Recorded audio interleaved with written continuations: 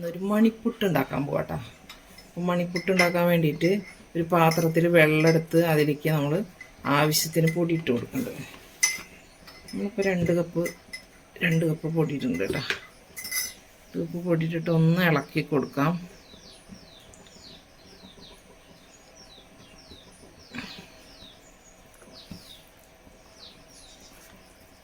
നന്നായിട്ടൊന്ന് ഇളക്കി കട്ടയൊക്കെ മാറ്റിയെടുക്കാം കേട്ടോ.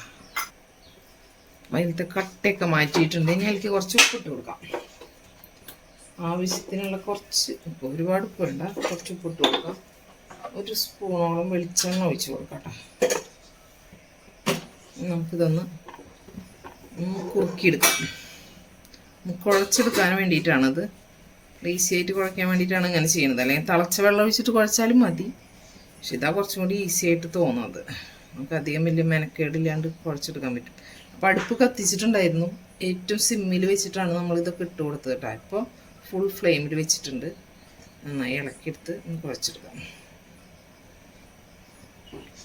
ഇതൊന്ന് നന്നായി പൊടിയൊന്ന് നന്നായി വാട്ടിയെടുക്കട്ടെ. ഇളക്കിക്കൊണ്ടിരിക്കണം. ഇതുപോലെ കുറുകി വന്ന് തുടങ്ങി കണ്ടാ. ഇതുപോലെ ഇങ്ങനെ കുറുകി വന്ന് തുടങ്ങി. ഇനി നമുക്കിതൊന്നും കൂടി വെള്ളം വറ്റിയാൽ കുഴഞ്ഞു വരും, നമ്മൾ ഉണ്ടയായിട്ട് വരും. പിന്നെ നമുക്ക് ചൂടാറി കഴിഞ്ഞാൽ മണിപ്പുട്ട് ഉണ്ടാക്കാം.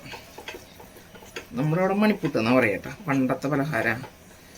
ഒന്നും ആൾക്കാരൊന്നും അധികം ഒന്നും ഉണ്ടാക്കുന്നില്ല എന്ന് തോന്നുന്നു. പണ്ടൊക്കെ സ്ഥിരം എപ്പോഴും ഇടയ്ക്കിടയ്ക്ക് ഉണ്ടാക്കും ഈ മണിപ്പുട്ട്.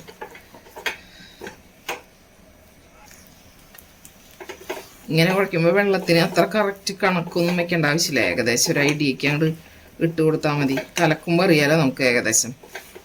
അതുപോലെ ഒരു ഗ്ലാസ്, അതിന് ഒരു ഗ്ലാസ് വെള്ളം അങ്ങനെയൊന്നുമില്ല. ഏകദേശം നമുക്ക് ഒരു ഗ്ലാസ്സിന് 1.5-1.25 ഗ്ലാസോളം വെള്ളം. ഇനിയിപ്പോൾ അത് 2 ആയി കഴിഞ്ഞാലും കുഴപ്പമില്ല. നമുക്ക് ഇങ്ങനെ കുഴച്ചെടുക്കാൻ പറ്റും. മാവ് നല്ല സോഫ്റ്റ് ആയിട്ടുണ്ട്. ഒന്നും പിടിക്കാത്ത രീതിയിൽ നമ്മൾ നല്ല മാവ് കിട്ടിയില്ലേ. അപ്പോൾ അത് നമുക്ക് അട ഉണ്ടാക്കാനും നൂലപ്പം ഉണ്ടാക്കാനും ഒക്കെ നല്ലതാണ്. അപ്പോൾ ഗ്യാസ് ഓഫ് ചെയ്തു. ഇനി നമുക്കിതൊരു പാത്രത്തിലേക്ക് ഇട്ടിട്ടൊന്ന് ചൂടാറാൻ വയ്ക്കാം. ചൂടാറാൻ വെച്ചിട്ട് നമുക്ക് ഉരുട്ടിയെടുക്കാം. ചെറിയ ഉണ്ടകളായിട്ട് ഉരുട്ടിയെടുക്കാം. ഒരു തരി പോലും പാത്രത്തുമ്പോൾ പിടിച്ചിട്ടില്ല. കണ്ടോ, പാത്രത്തിൻ്റെ അടിയിലൊന്നുമില്ല. അതുമാതിരി കിട്ടും നമുക്ക് കുഴയ്ക്കുമ്പോൾ. നമ്മുടെ മണിപ്പുട്ടിനുള്ള മാവൊക്കെ നമ്മൾ ഈ ഷീറ്റിൽ ഇട്ട് കൊടുത്തിട്ടുണ്ട്. നമ്മളിത് ഇതുപോലെ ചെറിയ ഉണ്ടകളാക്കിയിട്ട് നമ്മൾ കണ്ടോ ആക്കി വെച്ചേക്കണം. അതുപോലെ ആക്കിയെടുക്കാം. കുറച്ചെടുത്തിട്ട് ഇങ്ങനെ ഉരുട്ടിയെടുക്കാം. ഈ ഷീറ്റ് ഗംഭീര യൂസ്ഫുൾ ആയിട്ടുള്ളൊരു സംഭവം കേട്ടോ. നമുക്ക് ചപ്പാത്തിക്ക് കുഴയ്ക്കാനും ഇതുപോലെ മാവ് കുഴയ്ക്കാനും ഒക്കെ നല്ലതാണ്. നല്ല ഗ്രിപ്പായിട്ട് ഇങ്ങനെ കിടക്കും. നമുക്ക് നമ്മുടെ എന്താ പറയുക, ഗ്രാനൈറ്റുമ്മലോ ടൈലുമ്മലൊക്കെ നല്ല ഭംഗിയിൽ കിടക്കും. നല്ല ഭംഗിയിൽ എന്ന് വെച്ചാൽ നീങ്ങാണ്ട് കിടക്കും. നല്ല സുഖം. ഒരു 200 രൂപയിൽ താഴെ 100 എത്രയാണ്ടാണ് ഇതിന് റേറ്റ്. മീഷോന്ന് വാങ്ങിയതാണ്. പക്ഷെ നല്ല പ്രൊഡക്റ്റ് കേട്ടോ അത്. ഈ പൈസക്കുള്ള വാല്യൂ ഉള്ള മുതലാണ്. അതായത് അപ്പോൾ ഇതുപോലെ ഒന്നും ഇങ്ങനെ കുഴച്ച് നമ്മൾ ഉരുട്ടിയെടുക്കട്ടെ എല്ലാതും. നമ്മുടെ വെള്ളമൊക്കെ തിളച്ചിട്ടുണ്ട്. നമ്മളിത് ആവിക്ക് വെക്കാൻ പോവാട്ടോ. നമ്മൾ എല്ലാം ഉരുട്ടിയെടുത്തിട്ടുണ്ട് ഇതുപോലെ. ഇനി ഒരു 10 മിനിറ്റോളം ഇത് ആവി വരട്ടെ. ആവി വെന്ത് വരട്ടെ. അപ്പോഴേക്കും നമുക്ക് കുറച്ച് നാളികേരം പിഴിഞ്ഞ് പാലെടുക്കാം. അപ്പം നമ്മുടെ മണിപ്പുട്ടൊക്കെ എല്ലാം നന്നായി വെന്തിട്ടുണ്ട് കേട്ടോ. അതിന് നമുക്കിത് അടുപ്പത്തുനിന്ന് മാറ്റി വയ്ക്കാം. ഇതിങ്ങനെ എടുക്കാം ഓരോന്ന്. ചൂടുണ്ട്. നമുക്ക് ഈ അടുപ്പത്തേക്ക് നമുക്ക് നാളികേരം പാല് പിഴിഞ്ഞത് വെച്ച് കൊടുക്കാം കേട്ടോ. അതവിടെ ഇരിക്കട്ടെ. നാളികേരപ്പാൽ പിഴിഞ്ഞതാണ്. ഏകദേശം ഒരു മുറി നാളികേരത്തിൻ്റെ പാലാട്ടത്. കുറച്ച് വെള്ളമൊക്കെ ചേർത്ത് പിഴിഞ്ഞതാണ്. അങ്ങനെയൊക്കെ പിഴിഞ്ഞാൽ മതി.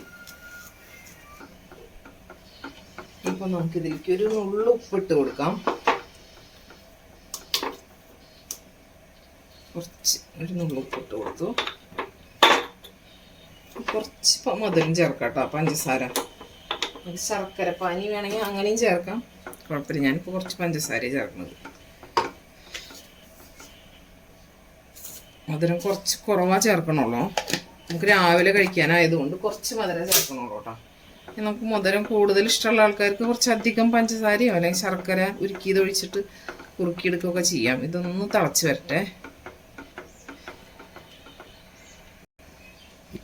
കുറേശ്ശെ ഇങ്ങനെ ചൂടായി തള വന്നു തുടങ്ങിയിട്ടുണ്ട് കേട്ടോ. അപ്പോൾ ആ സമയത്ത് നമുക്കിത് ഇട്ട് കൊടുക്കാം. നമ്മുടെ ഉണ്ടമണികളൊക്കെ ഇട്ട് കൊടുക്കാം. ഈ സമയത്ത് നമുക്ക് ഏലക്ക പൊടിച്ചതുണ്ടെങ്കിൽ അത് വേണമെങ്കിൽ ഇഷ്ടമുള്ള ആൾക്കാർക്ക് ചേർത്ത് കൊടുക്കാം. ഞാനിപ്പോൾ ഇട്ട് കൊടുക്കണില്ല, കാരണം ഇവിടെ പൊടിച്ചത് തീർന്നിരിക്കുക. പിന്നെ ഇനി ചതച്ചിട്ടിടുമ്പോൾ അത് കടിക്കുന്നത് ഇഷ്ടമല്ല. അപ്പോൾ പിന്നെ അതിന് മെനക്കെടാണ്ടിരിക്കുകയല്ലേ നല്ലത്. അപ്പോൾ അത് വേണ്ടാന്ന് വിചാരിച്ചു. പിന്നെ ഇതിൽ കിടന്നിട്ട് ഒരു 2 മിനിറ്റ് ഒന്ന് തിളച്ചാൽ മതി. നമുക്ക് ഓഫ് ചെയ്ത് നല്ല കുറുകിയ മാതിരി ഇരിക്കുന്ന ആൾക്കാർക്ക് ഇത് കുറച്ച് നേരം ഇട്ടിട്ട് ഇങ്ങനെ വറ്റിച്ചെടുക്കാം. നമുക്ക് കുറച്ചിങ്ങനെ കോരി കഴിക്കണ പരുവത്തിലാണ് ഇഷ്ടം. അതുകൊണ്ട് നമ്മളിങ്ങനെ ചെയ്യണമല്ലോ. ഒന്ന് തിളച്ചോട്ടെ.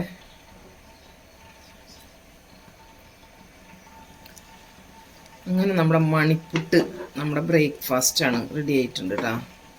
നല്ല ടേസ്റ്റ് അത് കഴിക്കാൻ. കുട്ടികൾക്കൊക്കെ നല്ല ഇഷ്ടപ്പെടും. ഇങ്ങനെ ഓരോ സ്പൂൺ ഇങ്ങനെ കോരി കോരി കഴിക്കാൻ നല്ല ടേസ്റ്റുള്ള ഒരു ഐറ്റം കേട്ടോ അത്. പണ്ടൊക്കെ അമ്മയും അച്ചമ്മയും ഒക്കെ ഉണ്ടാക്കണത് എപ്പോഴും.